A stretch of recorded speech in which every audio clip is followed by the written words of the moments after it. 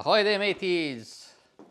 We are in James Cook Birthplace Museum in Middlesbrough. Quite impressive. Dorothy's got it. Yes! Yeah. Ahoy there, mateys! We're back. Not for more chocolate, we're just back for the Easter egg ones. You want to be a pirate again? Come here! Right, your turn to be a pirate. It was my brother first to be a pirate. You're pirate captain. It's got a B on it, Dorothy. Get a sword. You want a sword as well? Give you a big sword. I already have one, a sword like this, that's all. Want to have a fight with me? Ah! Ah! Ah! You've killed them? What have you done, Dorothy? Ahoy there, matey! Ahoy! What's going on here? The East India Company have just asked me to keep an eye on the table here while they do the drill demonstration. Ah, they all left then? So you've got all of this at your disposal then? I'm holding the fort, yes. We can split it, matey. What do you think? Half and half? Oh, there's 3 pieces of 8 here. We'd have to cut one in half. Well, I can take 2, you can have 1. No problem. No bother with me. Oh, who's the guy? Who's the lad in the hammock there? Oh, well, he'd be one of Captain Cook's sailors, is he? On the Endeavour, yes. Taking a nap then? When everybody else is working? He'll be on the next watch. Sounds like my old captain. Where's the captain then? Captain Cook? Well, whatever you call your captain, matey. Oh, I'm not sure. Yeah. He's probably in his cabin having a bit of rum or fine wine. Ah, captain's always the captain, you know. They enjoy all the good stuff in life, isn't it? Yeah. Ah, that's good. How about you, matey?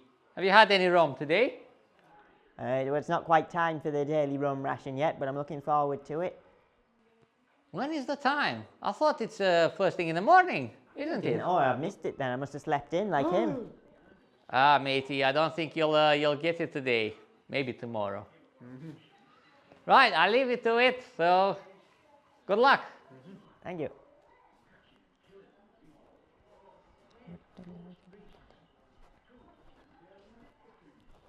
Ahoy there, mateys.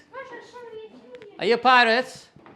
I look like a perfect pirate. You want a sword as well? Alright, okay. Or do you want put your hands through there, like that? I'm gonna give you a sword. Like a big sword, like a pirate sword. You put it through there, like that. Traitor! And now you're a pirate. I'll give you a... He's an enemy. He's my enemy. Hey, I've got my crew and my captains. Got my... What's your name, Captain? It's Evan. Captain Evan. And second mate? Captain CB. Captain ZB. They just joined the ship. Caleb.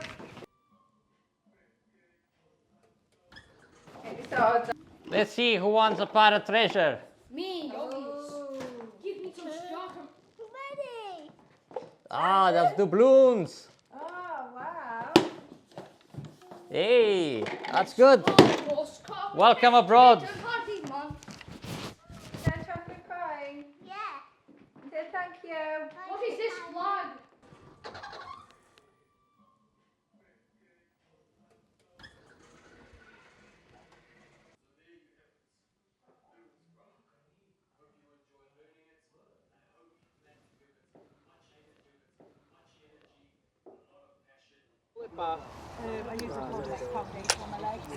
Make a spark out, set off, and it would shoot out in the general direction. Yep.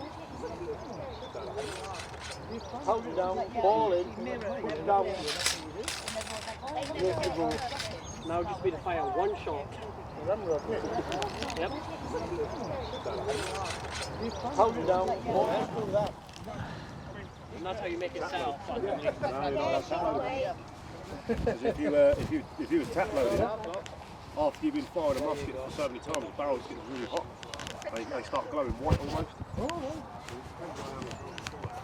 Saturday they were firing down the park and it was dry like this, so the bolts were basically digging in at quite a shallow angle. They were digging in. Then it rained a little bit overnight, so when they fired the other blast the next time, on Sunday, they were hitting the grass and skimming across the grass and heading out across the part of the lake. So like scattering ducks. You can't walk into the House of Parliament wearing armour. Somebody tried it, he had some plastic armour on, and what said, can I go into the viewing gallery? They said, yeah, all right.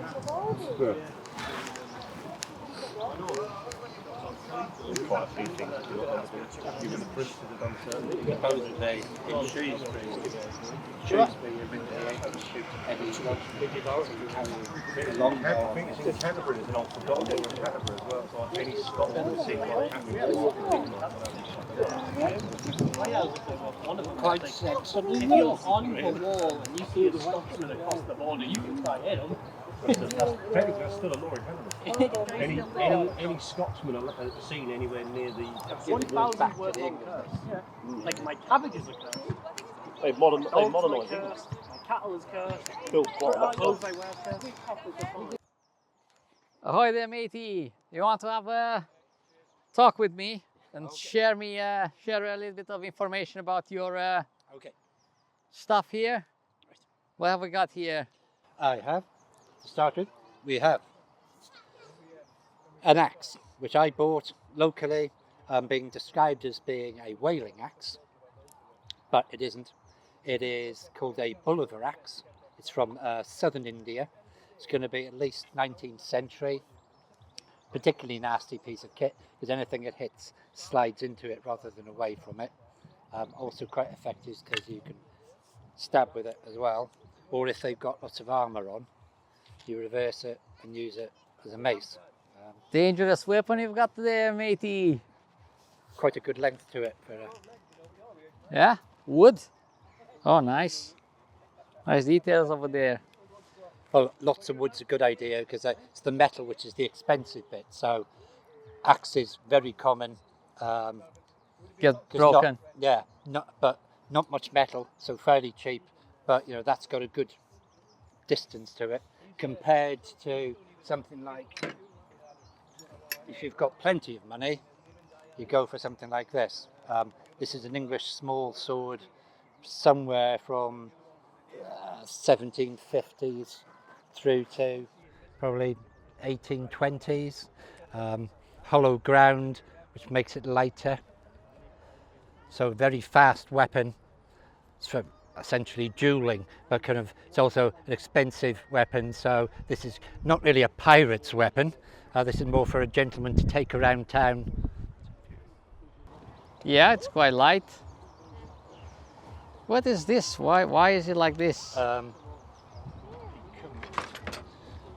When you are using it, you've got plenty of control. Oh, okay. It's all so about, you can stab them as well. Yeah. It's more of a stabbing weapon. Yeah. Looks more like an offhand weapon. Light. Well, it's very small. That's probably a child's one, I would imagine. Well, the children duel back in the days. You have to start off early if you're to survive. It was like knights were starting at like 6. Mm-hmm. That's probably a European one, maybe French, decorated. Yeah. Could also be a drummer boy sword. Saw a lot of drummer boys had fancy swords.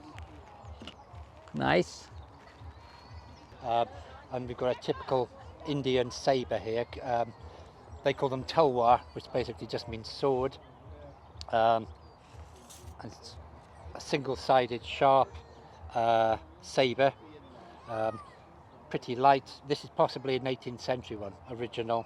The quality of the steel is excellent. Oh, wow. But the weight of the thing, there is nothing to it. Wow. It's really light.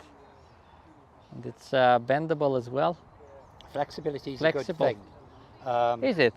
Well, usually, because unlike in every film where everybody's going clang, clang, clang, clang, clang, the reality is swords used to break a lot. Oh. So having a bit of flexibility is a good idea, because with one of these, if you had to parry with it, you'd probably try to turn it side on. So if the sword hits you, it bends with the flex and takes some of the blow away, and then when you slide up quickly, catch the sword in those bits and twist, pulling it out of their hand, in theory. Yeah, on the battlefield a bit different. That's good to know. Another Indian thing, particularly vicious, this is called a katar, possibly 18th century. Very difficult to show you exactly how it looks. Cast in iron, wouldn't be sharp as such, but it's a very good parrying weapon, because if you block with this might dent or bend a little bit, but it'll probably break the sword against it. So it's not stabbing anyone with that one? Well, yeah. Against chainmail, it would be quite good for stabbing. You can see there, it has actually bent a little bit, because the idea is it would have been pointy enough to go through one link of chainmail armour, then break the rest of the links apart. Why is it bent? Have you used it, matey? Well, you never know. Never seen any chainmail armour guys these days. Well, in India, they kept on using them right through to the 19th century, up until guns started coming in a bit more. But you know, to use that, you need to be up really close. In India, their helmets on their armour, they're like medieval helmets, cone shaped with a nose guard. With this, you could go for the eyes. Yeah, it's totally missing. It's a very simple but very effective. I thought it's one of those potato peelers. Apparently it's more deadly than that. Where did you get all these? Some of them have come from auctions, some of them have come from shops. Once upon a time you could buy them on eBay. I've been collecting for 20 years odd. This is only part of the collection. Yeah, I bet. Yeah.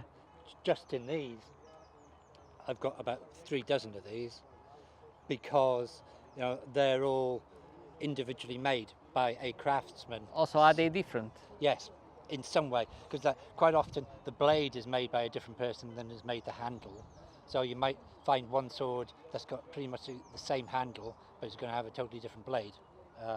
With, as I say, about swords breaking very easily, these are quite good in that you could replace the blade quite easily, because they're only held in with like a tree resin. If you warm this up, that'll become soft, and you can pull them out. So, yeah. And like if you captured a good sword in a battle, but you know the handle's the wrong size, you know you change the handle. Another unusual one. Is that Indian as well? Southern Indian. This shape of guard is always kind of Southern Indian, and they tend to have like a hollow end to it. They call these a piso padang, very much like a sabre. That's more of a pirate. Is this heavier? A bit heavier. A bit heavier than. Is it still bending a bit? Yeah. Flexible. Why do you think they are hollow in there? Just for weight, or? That may originally have had a plate on it like that. Oh, okay, yeah. Now that one, with that shape of guard, is Afghan. Oh, okay, so different.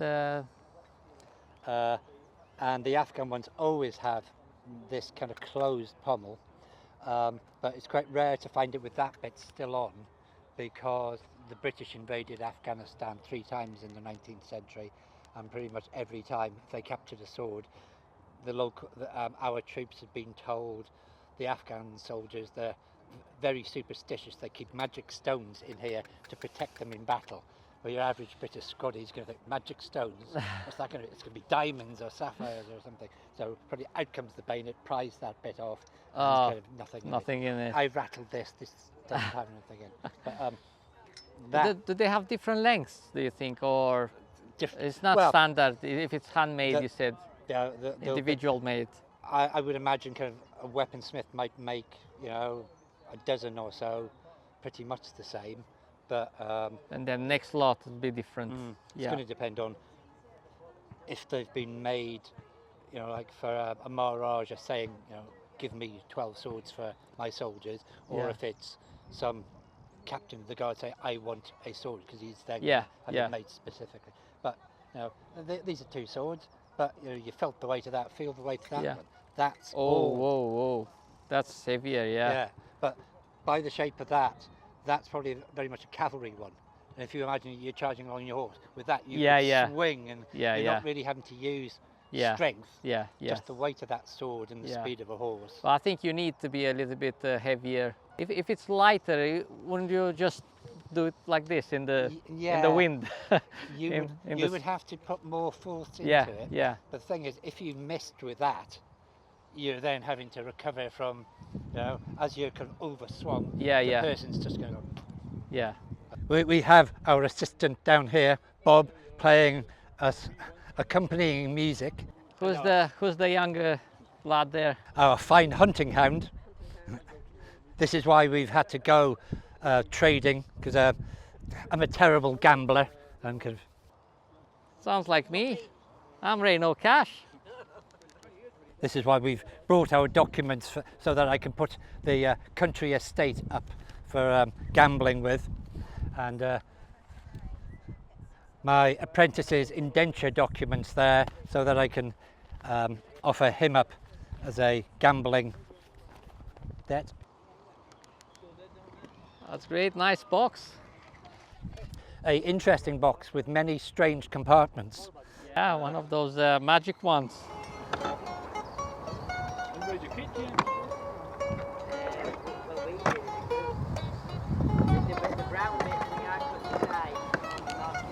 Oh wow, there are quite a few.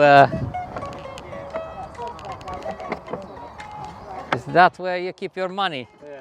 Why I'm showing a pirate, I don't know. It's not a good idea, matey.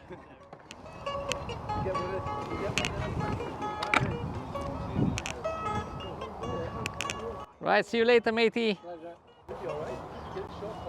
Happy raiding.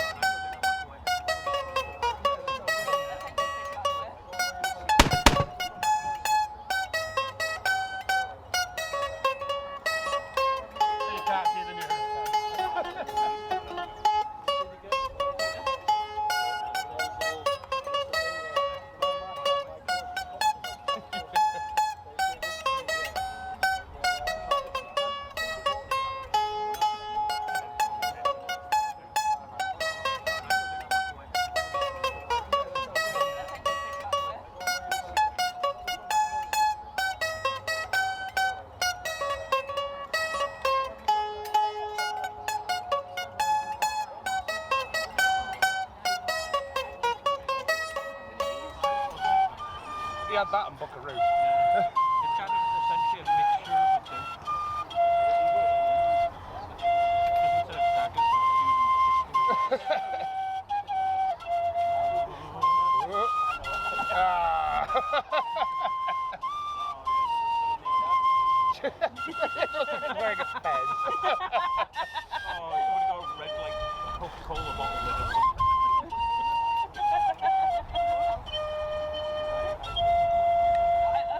Good afternoon, ladies and gents. I can't hear you. I said good afternoon. Good afternoon. We're going to cast your minds back now to the 1700s, early 1800s, the year of Captain Cook. As you see before you, the men before you are wearing the famous Redcoat. These men would act as marine guard or shore parties while we're off exploring new islands. We're going to talk to you a little bit about the uniforms and equipment that the men carry. But before I do that, we're just going to talk a little bit about the uniform myself and the bosun's wearing. Myself, I wear the fore and aft, which is my headdress when offshore, so they can note that I'm an officer, newly commissioned officer to captain. My uniform's blue. Again, see the difference in the red and the blue. I have slightly more camouflage.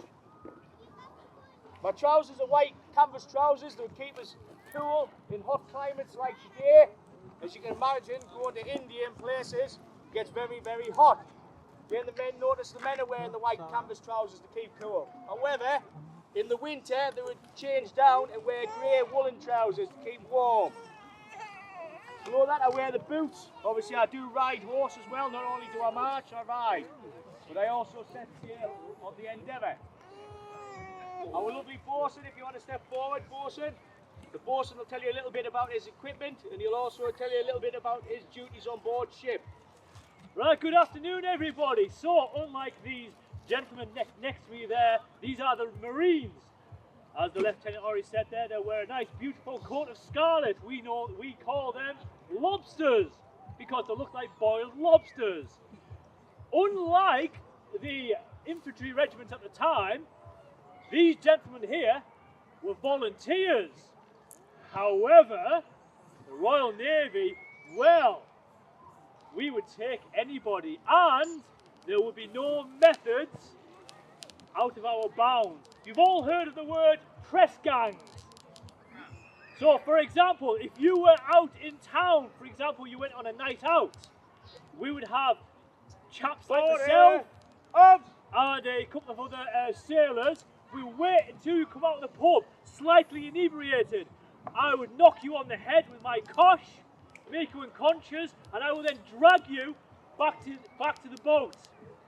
Or, if we were really short-handed, there are times where we would actually knock on your door and then take you from your homes. Volunteers, pressed men, because the needs of the Navy were a lot more important to infantrymen at this period of time.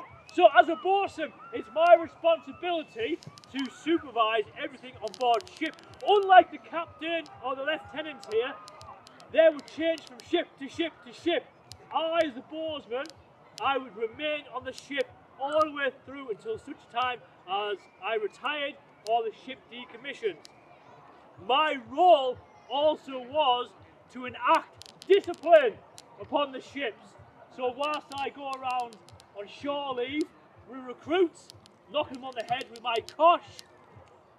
If a sailor had committed an infraction, it's my job to then give him what's called the lick of the cat. So the term cat in the bag, or the cat's out of the bag, you would have heard that term, that comes back from the Navy days. So a sailor has committed an infraction. For example, he's drunk more than his fair share of grog, which is rum. He then needs to be punished for it. The captain has issued orders for myself, the bowsman, to carry out a punishment. However, that punishment will be using this, which is known as a cat and nine tails. There's the cat, there's its nine tails, as it's affectionately known. However, this would remain inside the bag until the very moment when that sailor is about to be punished, because the captain could change his mind. Once it's taken out of the bag, you're going to get punished. I would then strip you of your clothing, tie you to the cannon, and it's affectionately known as kissing the gunner's daughter. I would then carry out the punishment of the lashes, as many strikes as the captain deems necessary. Once you've had a damn good lashing, you will then be taken below decks to be treated by the surgeon, if not a surgeon's assistant. Discipline had to be maintained upon ships. We were travelling around for very long periods of time. However, captains and lieutenants couldn't really be like, for example, they couldn't be very nasty all the time. They couldn't be completely disciplinarians, because we were living on board a ship. There had to be some flexibility. Otherwise, people would then start committing mutiny, like the famous mutiny on the Bounty many years later. So that is part of my job as a bosun. I will then hand you back to the lieutenant, and if any of your parents, any of your children have been misbehaving, come and see me. They may get the lick of the cat. Looking at you. Nothing yet, Lieutenant. Thank you, bosun. Going back to the uniform, as I said, the men, starting at the top of the heads, are wearing two different types of headdress. The pioneer on the right-hand side, notice he's got a beard. It's the only person that was allowed a beard. He was the pioneer. His job was to fetch and carry, cut wood, and also cut the meat. The top of his head, he's wearing the famous shako. This was designed to keep sabre blows from the head, so to protect your head. He does have a black belt on the back, so he could lower it. So in the heat like this, he could protect his neck from getting sunburn or sunstroke. The reason being is there was no head turning of the left or the right. It was all sayings today, eyes left and eyes right. However, again, go like the bosun, if the provost caught you without a stock around your neck, it leaves a nasty red mark around the neck. We would know they were deserters, and they were desert from the British Army. Below that, again, they wear the famous scarlet red tunic. Now I am going to ask the question, does anybody know why it was red? It was the cheapest form of dye the British could afford at the time. It was a small beetle, and when that was crushed, it formed a red dye. That's why they're extinct today, so you don't see them around anymore. Above the jacket, you'll notice they're wearing white cross belts across the chest. Underneath that, they wear the white canvas trousers, black gaiters across the trousers and across the shoe, and they were designed to stop stones and water from getting into the shoe. Mentioning the shoes, the square lasted. There was no left foot or no right foot in the British Army, so they were square lasted. It means when they got up, they could put them on either foot. Port arms. Right, face. On the left hip, you'll notice the men are carrying a bayonet, 6 inches of fluted steel. About face. On the right hip, they carry a leather cartridge box. That would contain 25 rounds of ammunition, as that's all the men were allowed to carry. Front. The famous brown vest musket fires 3 rounds a minute in any weather. That's how many rounds the men were trained to fire. If it was a bad day and the powder got wet, it was useless. So they'll fix bayonet and charge with bayonets. However, because we're on board ship, it was very, very rare they actually fixed bayonets. As the bosun and myself, our self-defence, we'd carry a flintlock pistol because we could use it close range as well. We could board ship, we'd go down in the lower decks and we'd get up close. We could also turn it around and use it as a club. Not only did we have that, we carried a sabre or we would carry a cutlass. Straight loading and firing the weapons, ladies and gentlemen. The weapons are loud, so I suggest you cover your ears as well. It takes 12 movements to load and fire in the weapon. It's a very, very slow process. Squad, show party, prepare to load. Load! First move, they bring the musket down by the right hand side, pulling the prison pan open. Handle, cartridge. They reach into the black cartridge box, pulling out the cartridge, containing the powder and the ball. They bite off the top, prime! Pour a small amount of powder in the pan, close in the powder, pan. This will then stop the powder from falling out. That's the boat. Pour the remainder of the powder and ball down the barrel. Withdraw, ramrod. Ram down cartridge.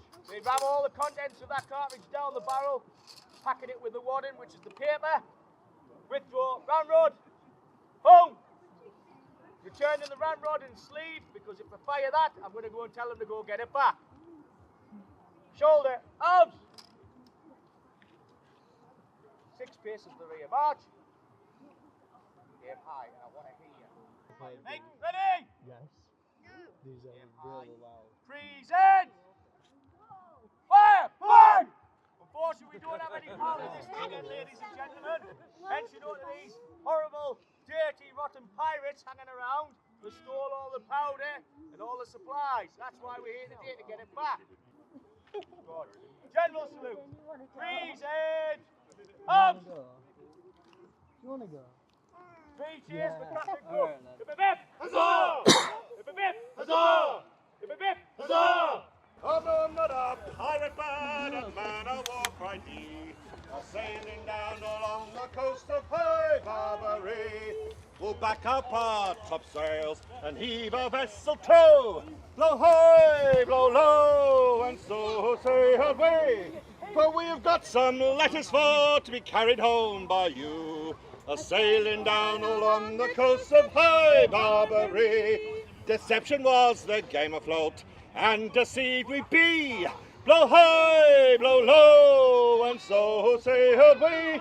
For a bloody pirate captain and a motley crew they be, a-sailing down all on the coast of High Barbary. For broadside, they fought all on the main. Blow high, blow low, and so sailed away, until at last our frigate shot the pirates' mast away, a-sailing down along the coast of High Barbary. For quarters, the saucy pirates cried, blow high, blow low, and so sailed away. The quarters that we showed them was to sink them in the tide, a-sailing down along the coast of High Barbary. With cutlass and gunno we fought for hours three, blow high, blow low, and so sailed away. The ship it was their coffin, and the grave it was the sea, a-sailing down all on the coast of High Barbary. Yep.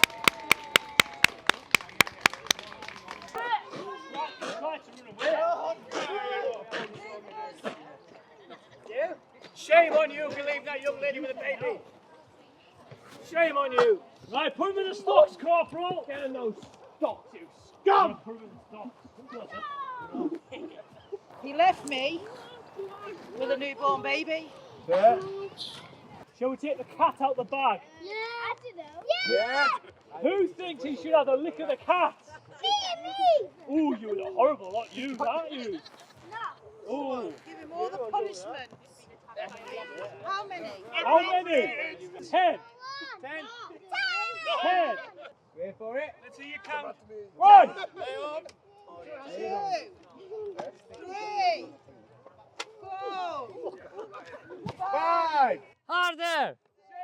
Harder! 7. Hang on, Bosun, wait there. How many was that? 7. I'm sure it was only 5. 5. 5. Only 5.